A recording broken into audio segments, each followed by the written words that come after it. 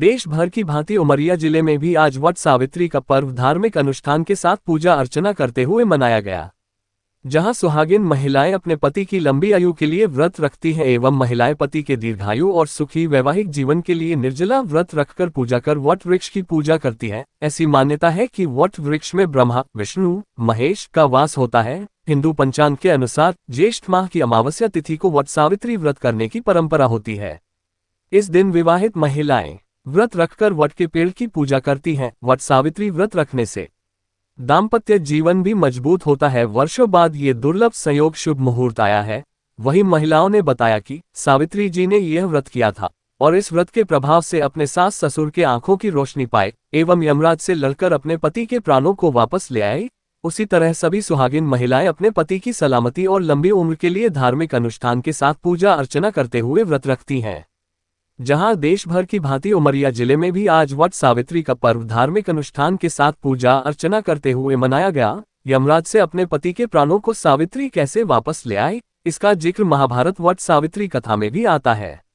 हम लोगों ने पूजा किया अच्छे से बढ़िया, उनको फल फूल ये सब वगैरह चढ़ाया और पति की लंबी आयु के लिए ये व्रत किया जाता है। स्त्री जो है उन्होंने व्रत किया था एक, और कहानी तो बहुत लंबी है बट इतना ही बताएंगे। सावित्री जी ने यह व्रत किया था और इसी व्रत के प्रभाव से उन्होंने अपने अंधे सास ससुर की ज्योति पाई और संपूर्ण राज्य और अपने पति, उनके पति खत्म हो गए थे, उनको ये वरदान था कि मतलब 1 साल में पति खत्म हो जाएंगे, फिर भी उन्होंने ये सावित्री जी ने व्रत माने उनसे शादी की।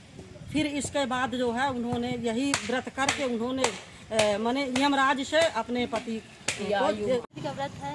जो सब महिलाएं आज अपने पतियों के लिए लंबी उम्र के लिए व्रत रखी हुई हैं और इस व्रत के नीचे फिर वट सावित्री व्रत कथा जो सत्यवान को ब्रह्म वहाँ से यमराज कर लाई थी, तभी से व्रत कथा चालू हुई है। और इसकी ब्राह्मणी लगाई जाती है, 12 चने की दाल निकली जाती है और इसके बट पत्ते की पूजा की जाती है, बट वृक्ष की पूजा की जाती है, इसकी केरी लगाई का व्रत था। इसमें महिलाओं ने व्रत किया, पूजन किया, सत्यवान सावित्री का कथा निकलता है।